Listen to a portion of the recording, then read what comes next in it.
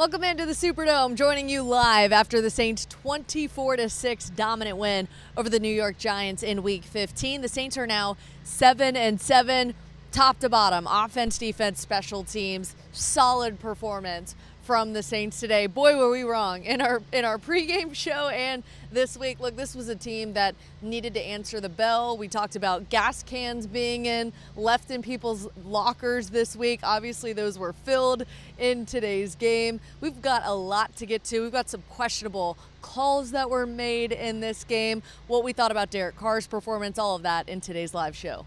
Yeah, definitely a great performance for the team today, one that they really needed. If you need medical help, make sure you check out the Toro Hospital in the LCMC Medical Network. They'll get you right. They are the sponsor of our studio. Start every day with PJ's, our presenting sponsor. And if you need a new car, check out my guy, Matt Bowers. Best car dealer in the whole entire region. Dealerships all over the place. If you need a new car, he'll get you in and out at the best possible price.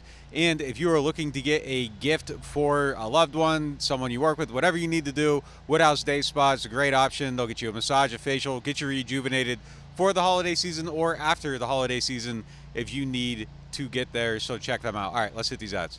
The NewOrleans.Football show is proudly presented by PJ's Coffee. PJ's Coffee has some of the best drinks that you can find. They have locations all over the city. They have pastries and everything else you need to get your day started. So go check them out. Are you looking for the perfect engagement ring? Look no further than Friend & Company Fine Jewelers' new engagement salon. This new area houses a wide selection of engagement rings to choose from in all cuts, sizes, and colors. Their experienced staff offer 5-star customer care to help you find the perfect ring to express your love. Visit their new engagement salon today. Friend & Company Fine Jewelers, the perfect ring for the perfect moment and also for the perfect person. 7713 Maple Street between Adams and Burdett Street. 504-866-5433. Friend & Company Fine Jewelers. Check them out at friendandcompany.com. Moe's Barbecue is located in Metairie. They have your game day needs taken care of. Whether you're tailgating or watching the Black and Gold or LSU at home with friends, Moe's has you covered. Order pulled pork, wings, ribs, sides, and more. Come in with the family for lunch and dinner as our kids' meals will please even the pickiest of eaters.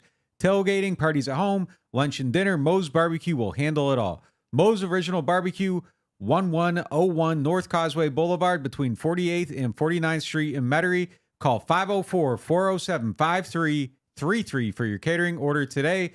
504-407-5333. Moe's Original Barbecue in Metairie. The holidays are a time for giving, and what better gift than the gift of relaxation? With a gift card to Woodhouse Day Spa, your loved ones can choose from a wide range of services to help them de-stress and rejuvenate. Visit their New Orleans, Metairie, Mandeville, Slidell, and Baton Rouge locations today, or visit their website to purchase a gift card and give the gift of relaxation this holiday season. Woodhouse Day Spa, where relaxation is a gift. Hardhide Ponchatoula Strawberry Whiskey is an 86 proof blend of aged wheat bourbon, American light whiskey, and fresh Ponchatoula strawberries. Blended in New Orleans, it is not for the thin-skinned. Look for it in your favorite stores, bars, and restaurants. NewOrleans.Football is proud to be sponsored by Firehouse Subs. Make sure you check out their location on Veterans Boulevard. All right, let's get into the show.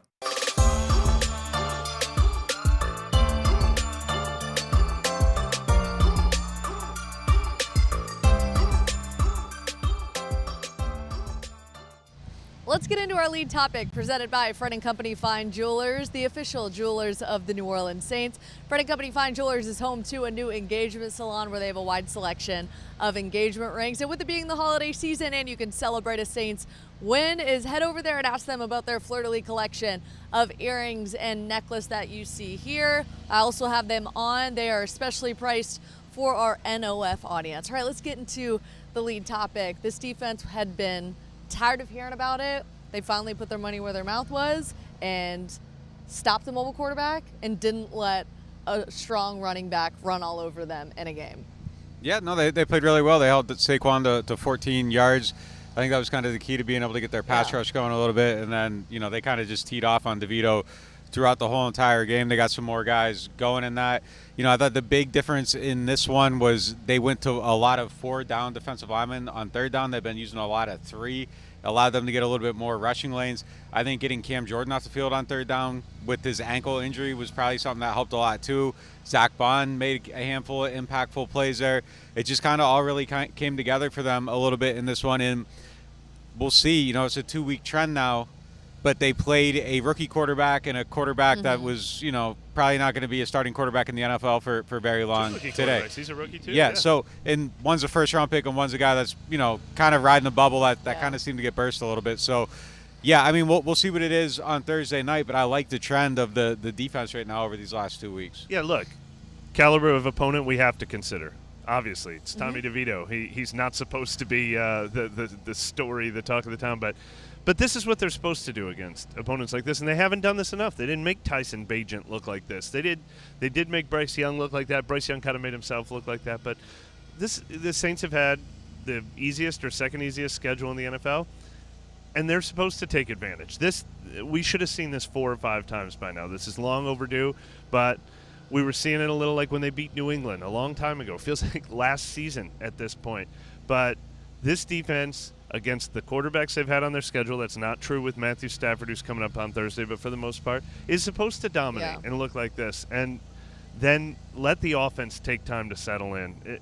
If they're going to wake back up and look like this, like they looked the last couple of years, they looked like at the beginning of the year, it's a very promising sign. And this goes back to teams playing their best ball in December. The Saints, let's see if they can put it together 2 weeks back to back. And it's going to be a short week. They've got the Rams on the road on Thursday. It'll be nice weather in LA at least. But I feel like this win for the defense was threefold. One, you constantly had them struggling against mobile quarterbacks and weren't able to apply pressure or even finish. Once they did get pressure on the quarterback, they weren't necessarily able to finish and get him on the ground. They did that today. They didn't allow Saquon Barkley to go have an explosive game. And with Darren Waller being healthy, I thought that was going to be the nail in the coffin for this defense. They were able to manage him with just 4 catches and 40 yards. And we are going to get to the defensive performance a little bit later in the show. We'll continue breaking it down, but we got to get to our player of the game presented by Hard Hide Strawberry Whiskey. The player of the game, none other than quarterback Derek Carr. He completed 82.1% of his passes. He was sacked once. He threw for 218 yards, 3 touchdowns, no interception, 23 of 28. Really great performance from Carr today. Yeah, his most everything. His most touchdown passes as a Saint, highest completion percentage, highest passer rating, and he did it with no Chris Olave and no Michael Thomas, which I think makes it all the more impressive. This was sort of not a Drew Brees-like performance, but a Drew Brees-like stat sheet where there were 10 different receivers who caught balls. Keith Kirkwood, his first touchdown pass of the season from Derek Carr. Jawan Johnson's first touchdown catch of the season from Derek Carr. Spreading the ball around, not getting him into trouble. Now, look, they only had 7 points at halftime, so I didn't know if this was going to be another one where we had to talk ourselves into it. But once they had that momentum of playing with a lead and playing really well and feeling the crowd on their side or whatever, I loved watching them just sort of tee off in the second half. And, I don't know how long this will last. I think they have their probably toughest game on the entire schedule coming in 4 days. But it was such a good reminder of this is what it's supposed to look like. I mean, it kind of reminded me of that one possession we saw in the preseason. And it's like, at least give us something to be like, I wish they would do that more often. This was that. Yeah. Yeah, they did a great job of play action today. It was their highest percentage of it on early downs that we've seen the whole entire season.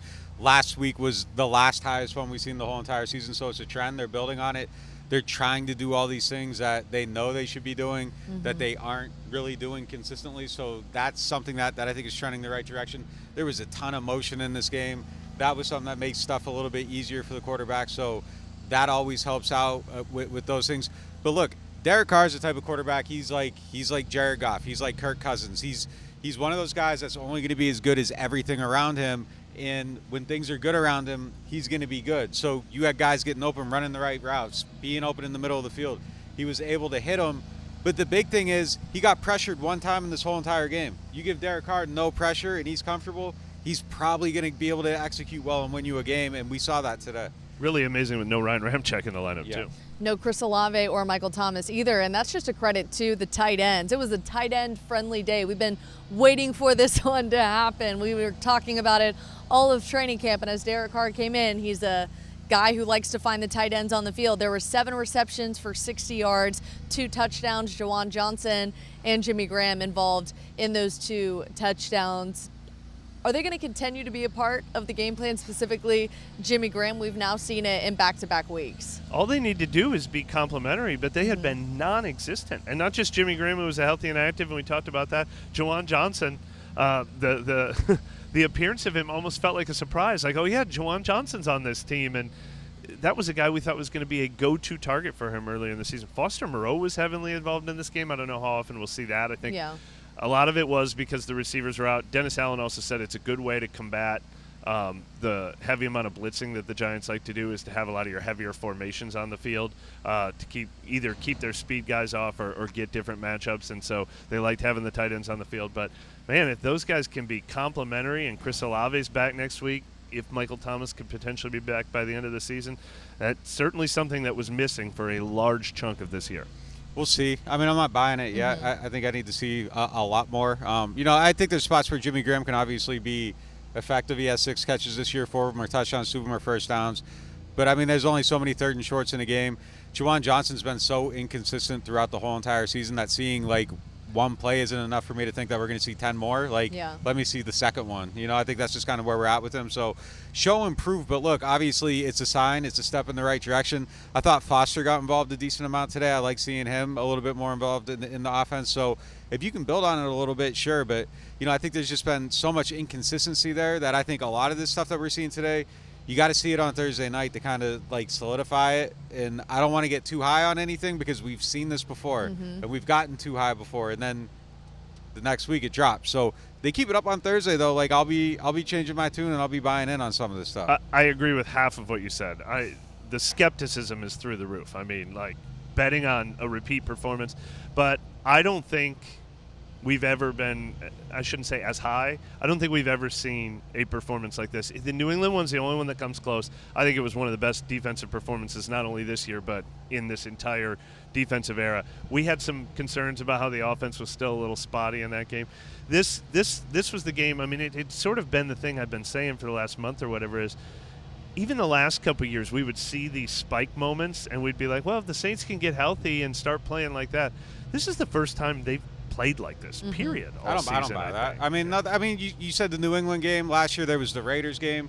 They've had these ups. No, I'm saying this season. Yeah, but I mean, just over the whole Dennis Allen era, that's 2 years, and we've seen highs, and they're immediately followed by lows. So, that's true. So, I'm not buying – they've played – the New England game was, 34-3 or something like that? It was 34 – did they shut him out? 34-0, right? Yeah, no, they shut him out. Okay, they shut him out. But I'm saying we didn't feel super great about the offense in that game. I'm saying this was – I was not disagreeing with the skepticism part of it. I was disagreeing with we've gotten high on this team before. It's been a long time since we've had this much reason to even be high on them. We haven't seen a game where we sat here and we were like, they look great today, but we didn't even get to the they looked great today part. I disagree. I mean, I feel like we've seen it, but I mean, it's neither here nor there. Somebody who did a lot of the dirty work today, and I was happy to see him involved in the passing game, was Alvin Kamara as a pass catcher. 5 receptions, 44 yards, 16 carries for 66 rushing yards. Again, he eclipsed the 100 scrimmage yards game again. He's somebody that if you can keep him moving and keep building up some of these yards on the ground, all these other guys that we've been talking about, the tight ends, the wide receivers, they're going to continue to have success. It's just a matter of what's the game plan, what are the play calls that Pete Carmichael is putting in for a specific defense. But I really have no complaints. I liked everything that I saw today from how the offense was ran. Even you got Keith Kirkwood involved. How many times do we talk about him, and has he been in a game? Has he been inactive? Of course, he was the one that was on the very first touchdown of the game. Derek Carr actually found 10 different receivers in this game. That did not include Michael Thomas and Chris Olave. I think that speaks to this offense maybe starting to gel, but again, it gets back to the consistency that you both have mentioned, that are we going to see it in LA? I don't think a lot of people could name 10 people that are skill players beyond if you took Mike and Chris out. So, I mean, getting to 10 is crazy. Yeah. Like he said after the game, he spread it out well. He liked how he kind of attacked the field. There's a lot of stuff that he was feeling really good about with the flow of the offense. Yeah, I mean, look, you kind of called it early all week, too. You were highlighting how they were using Alvin as a receiver in practice, and then we saw him out there a ton today, just kind of lined up in those spots. Not necessarily getting the ball every single time, but that was good to see, too. So just that creativity's there a little bit. It kind of plays into getting the tight ends involved. I think it's a lot out of necessity, kind of the way they were kind of playing today. But given what they had, like, I thought they made the most of it. Absolutely. For sure. And what was his passing total, like 200 what? 215, I believe. 215. So 218. it's not like he lit it up. Like we didn't see this like offensive explosion. We saw like a solid, efficient performance where he spread the ball out a little bit. So they got it done with what they had to get it done with, and it was good enough for this game. I was also really curious. They had the ball with about a minute left in the third quarter, and the lead. Did they not score again in the fourth quarter? They had a healthy lead. And I was curious, like, all right, can they do what Atlanta just did to them a couple weeks ago? Can they just have the ball for like 10 minutes in the second half and have their offensive line just say, we've got this game won? It wasn't quite that, but it was pretty close. Like, I was glad that they didn't even kill the momentum in this. Alvin was running really well. They had the big screen pass to Alvin, but they did a good job of putting the cap on the game too, which I like to see. Yeah, in the fourth quarter, that was the Jimmy Graham touchdown. But they were up 17-16 heading into the fourth quarter. It might not have been a comfortable lead as far as statistically and on paper, but it felt like this one was in the bag throughout the entire game. All right, some shade was thrown in post-game. We're going to talk about it and mention it.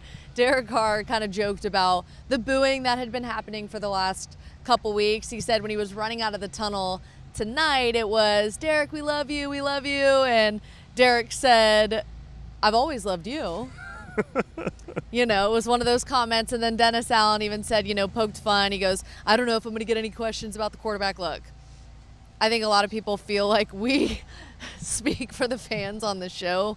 We don't. We cover this team unbiasedly best we can, and we try to tell it like it is the best we can on the show. Derek Carr was underperforming, absolutely, and he had a great game today, and we're going to continue to highlight it and talk about it today. Now it's a matter of, can you put back-to-back games together? And I know it's frustrating. Look, anytime a quarterback gets almost booed out of the building like it was last week and then Detroit, it's hard to play in front of your fans when you have that. But look, you heard the crowd today. They were back on his side, back cheering for Derek Carr in this offense, and they're going to keep doing that if they, make the playoffs, which they have a possibility to. The Falcons lost today. The Bucs are now tied in first place with the New Orleans Saints. The Saints are going to have to go and really put together a great performance against this Rams team that just went toe-to-toe with the Ravens. So we'll see what happens there. But I understand where the frustration comes from Derek Carr and Dennis Allen. But celebrate a performance and maybe not so much throw shade at the fans for what happened last week. Yeah, look, I mean, I don't want to get on DA. Like, DA had a great game today. Like, he called a great game. They called a great game all the way around. Like, I don't want to be, like, living in the negativity of the moment or anything like that. But the thing is kind of that reaction plays back into the whole thing when things are bad of not holding him accountable. Like, if you're gonna celebrate him like that, now the next game when he plays bad, you better come out there and say that he played terribly. Because if you're gonna do that, be even with it. And this is the stuff that players on the team notice. They watch this stuff. They talk about it. They comment on it. They think it's odd, So now you got to be even. That next time he plays bad, you got to go up there with that same exact energy and say it, or else it's going to be there. But look, like, I understand, like, he's been under fire a little bit, whatever. You want to pound your chest, cool, whatever. But, like, now you got to build on that. That can't be a blip, because then otherwise you're looking stupid next week for acting that way. I actually like, speaking of parsing their answers in the post-game press conference, I like Derek Carr's answers better tonight than I have in a few weeks.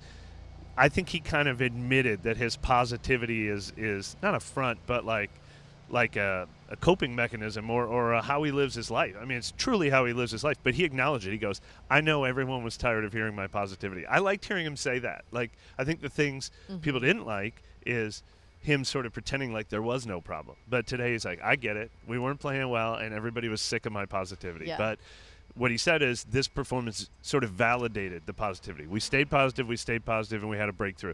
Drew Brees used to be the same way. Scott Fajita called him annoyingly optimistic, and, Drew Brees had more right to be, but I just like that Derek Carr is like, I know no one wants to hear me be positive when we're not playing well, but I'm going to keep being positive, so sorry if you don't like hearing that. I at least liked him acknowledging that he knows people don't like hearing it, but that's the way he is. And I don't think anybody has a problem with that. At least he's being honest in post-game. Yeah. Want to ask you both something that keeps being asked in the chat. Did you think Pete Carmichael called the offensive plays today, or was it Ronald Curry? Pete called the plays today. Yeah. Yeah. All right, moving right on. All right, to our moment of the game, presented by New Orleans Hamburger and Seafood Company. Juwan Johnson's tight end in the third quarter. It was a 23-yard pass to put it 14-6. The reason why it was the moment of the game, just at the end of that drive, we saw kind of that momentum kick up a little bit for the Saints offense. It was the quick pass to Jimmy Graham on, I believe it was on third down, fresh set of downs, Rashid Shaheed.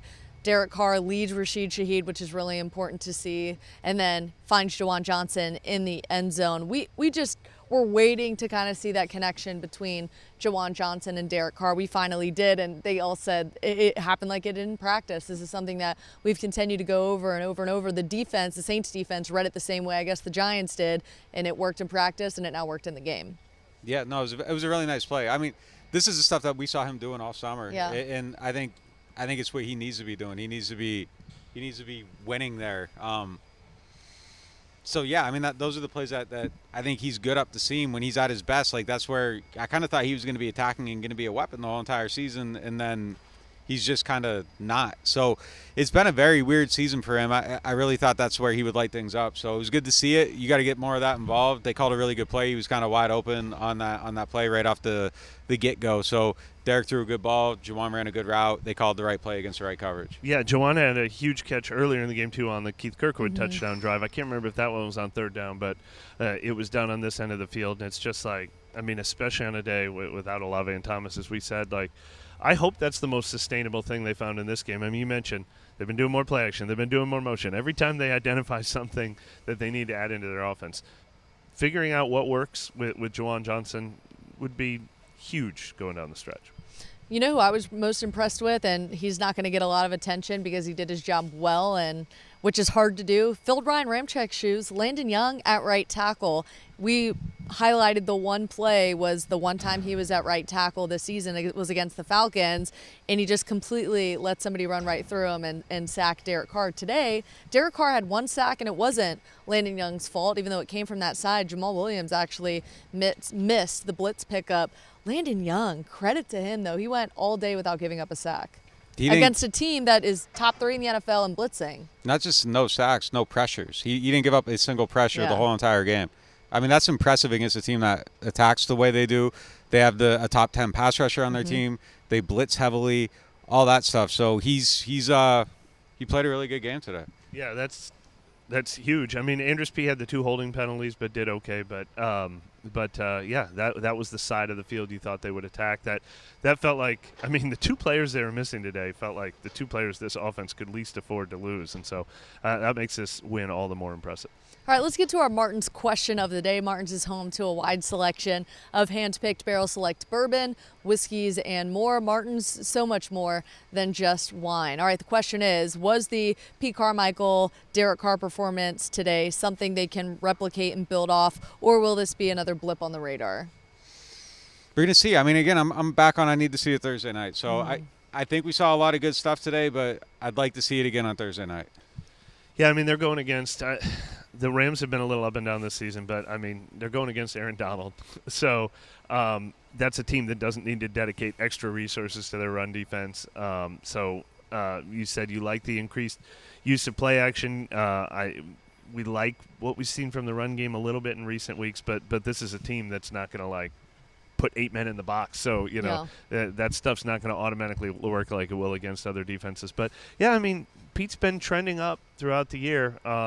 But yeah, no, this was a new level they reached, and to be like, oh, that means Pete's great now and Derek's great now. You know, consistency is the thing we need to see from this team. All right, we're gonna hit a quick break, but when we come back, Darren Rizzy, the video that is going viral. Look, this was all Italian all the time in this game. You had the Saints making fun of the Tommy DeVito hand gesture. We're going to get to that. Darren Rizzy kissing his punter on the side of the head and then hitting the Tommy DeVito after the game. Look, it was a win the Saints needed. They celebrated it throughout the game. We're going to continue talking about it right after this break. Stay with us. 'Tis the season for gumbo combos at New Orleans Hamburger and Seafood Company. Enjoy our hot gumbo, fries, and your choice of shrimp, catfish, soft-shell crab, or frog legs starting at $9.99. That's right, $9.99 at New Orleans Hamburger and Seafood Company. No loan payments for 90 days with local financing from Jefferson Financial Federal Credit Union on your next auto, boat, RV, ATV, or motorcycle. That's right, no loan payments for 90 days when you close your loan by December 31st. Jefferson Financial offers easy-to-use online applications, fast decisions, and local personalized service. The financial products you want with the convenience you deserve. We are Jefferson Financial Federal Credit Union. Apply online at jeffersonfinancial.org. Federally insured by NCUA. At Turo, we were born for moments like this. From bringing new bundles of joy into the world to delivering what new mothers need to stay healthy. Born to keep hearts beating strong and to keep seniors active and healthy for years to come. Because at Turo, we deliver more than babies. From heart care to cancer care and newborns to seniors, at Turo, we're born to care. Hey Brad, I got you something I think you're really gonna like for your gift this year. What? Is this one of those Martin's exclusive bourbon bottles? Picked it out just for you. Maya, this is awesome. But I think you're gonna love the gift I got you a little bit more. Wow. Mega Wine generic brand vodka. Brad, you shouldn't have. Don't mention it. No, Brad, you shouldn't have. Look, small batch, smooth, soft spice.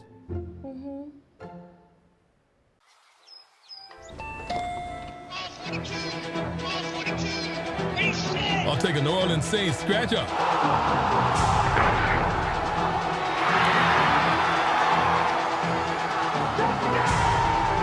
Play New Orleans Saints from the lottery. Just scratch, fold, and punch your way to winnings. Punch your ticket with New Orleans Saints. Win up to $100,000. Enter our second chance drawings, giving you a season to smile.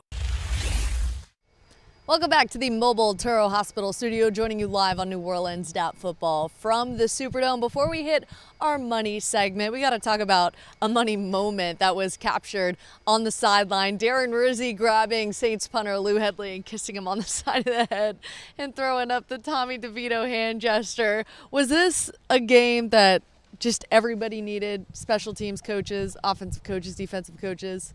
Rizzy was doing that more than once. He was doing it with DA later. I think he was trying Did to he get really? captured. But he was also wearing his high school T-shirt before the game, just like Tommy DeVito went to his rival high school or whatever. So this was personal for Rizzy. But look, I think you're exactly right. They were all looking for an excuse to dance and celebrate and feel this way. There hadn't been enough of it. I mean, we've certainly had the dour faces after wins in this, being like, there's still a lot of concerns despite the fact that they won. This was one of those wins that, they were celebrating start to finish, and teams like to have those moments. Yeah. Yeah, I mean, I think they need, healing moments, really, honestly, because, tensions have been pretty high, in that locker room. Frustrations have been really high in that locker room, and I think these are the kind of things that you need, when – there's a lot of times, and I've learned this throughout covering the league, there's a lot of times where you have people that are just so down. Sometimes the most negative people, I've heard from players, and not this year, but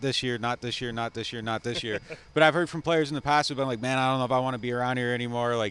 Things aren't going my way. I want to get out of here after the season. And then they win 4 games in a row, and those same people are the loudest, happiest people in the locker room. So this stuff can turn it quickly, and it's moments like these. People just want to have fun. They want to feel the games are as fun as practices. They don't want to have all their fun in practice, go in the game, not be able to execute, and then they're frustrated. So, yeah, I think having these little things to rally around are great. Rizzy was obviously really amped up. I seen him in the hall, right after the game, and I showed him one of the videos, and, he absolutely loved it that he got caught on that. So, it's good just to kind of see everybody in on it. And if there is a turning point in the season, I think we're going to look back at this game as kind of like a healing moment for him. And just for comparison, remember when we were in the Saints locker room after they won last week? It wasn't celebrating and talking about how great they are and in the position they're in. It was, we got away with this. This was a grimy win. This was a complete win, top to bottom, by far. All right, let's get to our money segment presented by Jefferson Financial Federal Credit Union. Defense came out to play. 7 sacks. That is a new game high for the 2023 season. We didn't expect to see it because, again, they were facing a mobile quarterback, and you have to account for Saquon Barkley. What changed this week in this game? I was just didn't mean to. What changed in this game? Wait, I don't know how to do that they just figured out and were able to finish on some of these pressures? So it's a few things. They've been blitzing a little bit more. They blitzed about 10 times in this game. They hadn't been blitzing a lot early in the season. So I think bringing some of that heat is a big thing. And then for DA, I think he's always been really good at designing this stuff, scheme, getting guys in positions where they can succeed. So we're seeing a little bit more of that. They're really good at stunting, and I think having Tano and Rizzy on the inside was a big thing for him. Zach Bond has been kind of a huge player for them. He didn't really have sacks today, I don't think, but he was in on a couple. You created one for Tano, and then him and somebody else coming off the edge squeezed the guy up for Granderson. So he's been really involved there. I was asking him at his locker after the game, I'm like, hey man, what has gotten better for you guys is a front these last couple of weeks. And Pete Werner's at the next locker, and he's like getting Zach on the pass rush. So I mean, it's a thing, and I think he's kind of found a role there a little bit. But then also, I mentioned it earlier, on third downs they were doing a lot of 3-man front, and you have to change how you rush. When you go to 4-man front, the lanes open up a little bit more for you, so it's allowed guys to kind of get in there a little bit more. But then you look at the stunts and all that stuff too. So they've just done a really good job of kind of mixing when to be aggressive, winning when they aren't, getting creative with some of that stuff, and I think it's all come together. But again, 2 young quarterbacks that could be fooled, so we'll see what happens on Thursday night. Yeah, I think they outsmarted themselves with some young quarterbacks and some unproven quarterbacks earlier in the year, too, where they were a little too conservative instead of attacking. The mobile quarterbacks, they certainly weren't quite as attacking as maybe they could have been. And I think we need to – it was Demario's speech. He said it was all about noise. Derek Carr said it was block out the outside noise, but let's be the noise. Yeah. And Demario is the money segment. But – Tyrann Mathieu had a great line. I mean, Saquon Barkley did nothing in this game. Demario looked like he was shot out of a cannon at the beginning of this game. Somebody asked in the post-game press conference, what did you do to take Saquon Barkley out of the game? And he goes, we didn't take Saquon Barkley out of the game. Demario took Saquon Barkley out of the game. So he came out on fire. But then situationally, on top of everything else, when you stop the run, then you can rush a passer. When it's 3rd and long, you can rush a passer. When you're winning by 3 scores, you can rush a passer. And it just turned into an avalanche after a while. Yeah, it was the Demario Davis game. It was so hard to pick certain segments because you wanted to put so many different players as the money segment or the player of the game. But Demario Davis has now recorded 100 tackles this season, making it his 10th and 7th consecutive campaign where he's hit the century mark in this category. How many times do we have to remind people this guy isn't trending backwards? Sometimes it's scheme that we've kind of talked about looking at film, that maybe some of the misses you've seen where they put Demario Davis kind of on an island and he's having to make these tough plays, like the Jordan Love rushing touchdown in Green Bay and then the Bijan Robinson rushing touchdown for the Atlanta Falcons. Demario Davis is still that guy, and when he fills his gas tank up, as we mentioned, they brought gas tanks in for the veterans this week in the locker room. He filled his up and he showed exactly why dude is still sipping on the fountain of youth. He's still going to be one of the top linebackers in the NFL. Tyrann was really funny on the gas tanks. First of all, he said he thinks that might have motivated Demario. I mean, I wonder if Demario didn't like it. But Tyrann said he filled his own with water. And I go, what does that symbolize? And he goes, it doesn't take anything to get me going. You can just push me and I'm going. And I'm going. Yeah. What is it about Demario Davis that just makes him such a unique and ferocious linebacker on this team? Well, I think at this point in his career, look, there's some stuff that he was getting to in 18 that he's not getting to now, but I think he's so smart. He's incredibly smart. Going downhill, he's unbelievable still. I think using him as a blitzer is something that they need to keep doing more of. They're tapping back into that. He's making plays.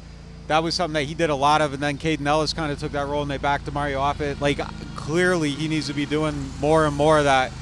So that's something that they should have him doing, but he knows everything the other team's going to do. And if he's lost a step, he's made up for it through his knowledge of the game, so you don't really see it yet. So it's this kind of like amazing balancing act that like we've been watching for a handful of years, and you keep waiting and you keep waiting. And I thought last year there was a couple times you're like, man, but like he's turned that back around.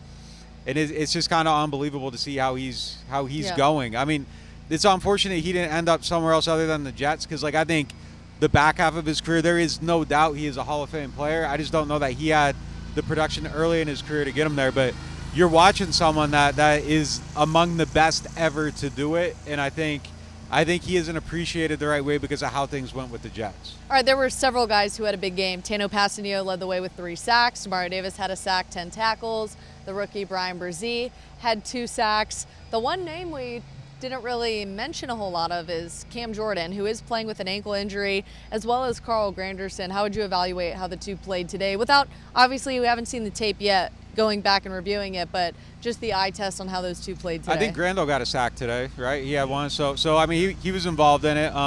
You know, Cam's had a quiet season. Yeah, Granderson did have a sack, yeah. Cam's had a quiet season, so that's just kind of where it's at, and they got him off the field on 3rd down because of this injury, but he's had a quiet season in the pass rush. I think, and I should go back and watch because I only remember this with I think the intentional grounding, I think Cam was the one on the pressure on the intentional grounding, which I think should count as a sack for both teams. But you're right, and I think it's pretty telling that what they see in Cam Jordan is that when he's had this ankle injury and they've been limiting to about 20 snaps a game, they've wanted him in on 1st and 2nd down.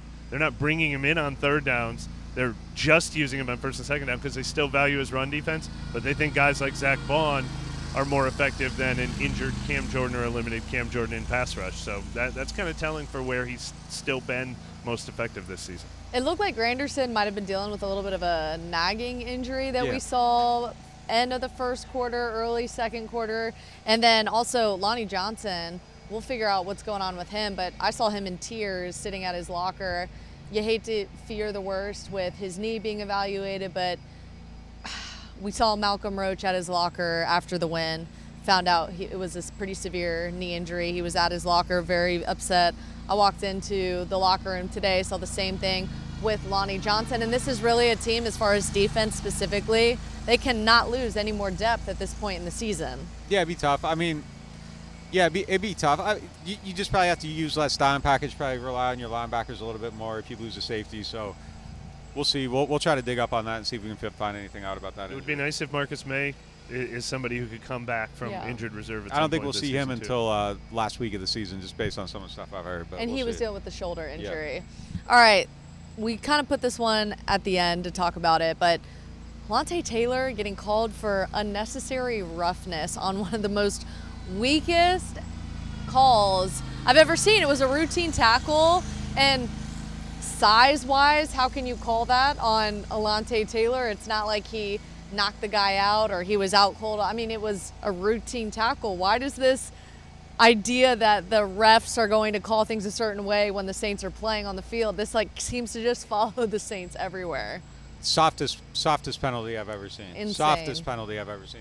He hit him too hard. Embarrassing for the league. I mean, it really was, embarrassing. Yeah, that is as bad as it gets. It was I thought he had a good game. I thought he had a good game today. I thought he played well. I don't know is this our last shot? I thought Isaac Yiadom too. Let's talk about him while we're in this one. Yeah, Isaac Yiadom had a great game. He had a great game. Last 2 weeks he gave up 8 yards. Last week I think 30 this week. I think 3 catches on 7 targets this week, if I'm not mistaken. He had 2 forced incompletions today. He had 3 last week. I mean, he's just kind of been out there a lot of snaps 3 now. passes defended, led the team in passes defended today. Another guy that had a quiet game. He's not going to be the one that's taken to the podium for his performance, but somebody that should absolutely be highlighted. And he's played a lot of snaps, and if this was fake, I think it would have been exposed as fake at this point. Yeah. He's having a great season. They might have really stole a cornerback here. I agree. I agree. And the first pass defense of the game, I think, helped set the tone by Paulson Adebo too. They tested him deep right away, and Adebo was all over. That's 2 weeks in a row where they were not letting these young quarterbacks get into the game with a free pass, deep play down the field.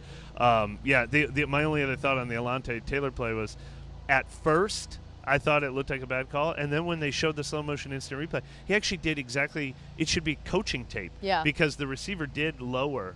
And sometimes you inadvertently end up hitting helmets because the receiver lowers into it. But Alontae recognized the receiver lowering it, and he lowered along with him and hit him in the chest. That could have been a huge moment in the game. It was 7-3 at the time.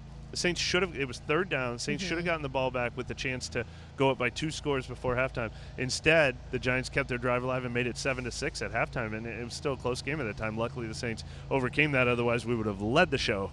Probably talking about that as the game-changing moment. I think the officiating crew probably let Isaac Yiadom slide too with a penalty Fair. when the quarterback slid and he kind of went on top of him.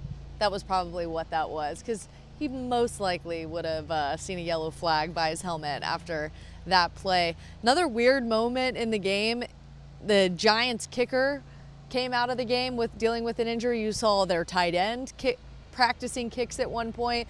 Their punter finished the game for them. That is a scary thing. If we were to flip the roles, could you imagine Lou Hedley having to kick for Blake Grupe? I have no idea if he could do it. Yeah. It was Thomas Morstead's dream for years, though. He swore he could make it from like 60. Really? And he never got the chance. It was always his dream.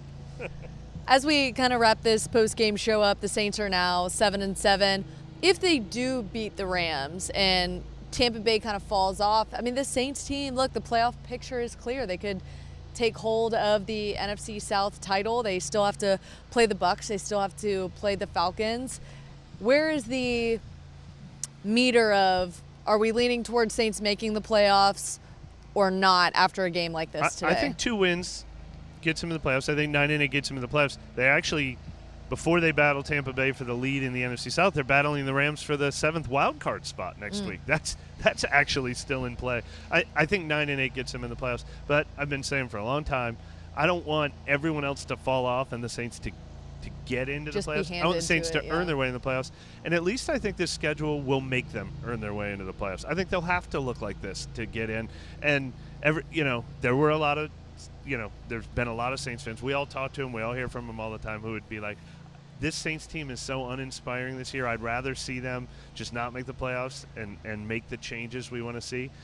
Let's go ahead and see it first. Yeah. If they look like this for a month, if they go 4-1 in December, maybe we'll feel different. I don't know how we'll feel. There's 3 games that'll tell me how we'll feel. But if this is a sign of they're going to play better over the next month, I'm here to watch it and see how I feel about them at the end of it. Sure, for sure. I mean, look, I think they probably it's better if they win out because the Bucs got the Jags, Saints, and Panthers. So if the Bucs win this week, and then you end up in a tie for first place, it's just easier to win it out. I mean, because the Bucs definitely possibly could too. So 9-8 probably does get you in though, but it's just easier to win 10 and win the division. We'll keep talking about it. Our schedule is going to switch around a little bit with the Saints playing on Thursday night. I believe we are aiming for a live Tuesday night show instead of doing the show on Wednesday. And then because the game is late on Thursday, we will have a Friday morning post-game show that Nick and I will do from LA. And with the holidays coming up, as we mentioned, be sure to go check out Friend & Company Fine Jewelers with their Fleur de Lis collection. And we will see you guys hopefully on Tuesday.